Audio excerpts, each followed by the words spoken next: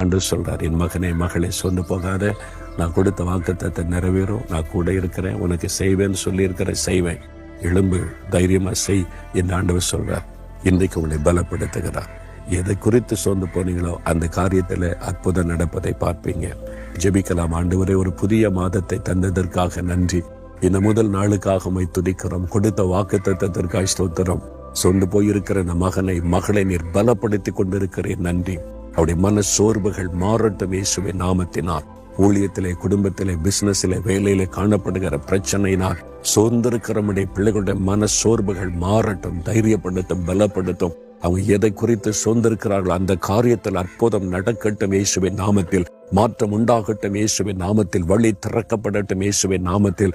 இன்றைக்கு ஒரு அடையாளத்தை அவளுக்கு காண்பித்து இந்த மாதத்தில் அற்புதங்களையும் அடையாளங்களையும் கண்டு உம்மை துதிக்கும்படி ஆசீர்வதியும். இயேசு கிறிஸ்துவின் நாமத்தில் ஜெபிக்கிறோம். ஆமென்.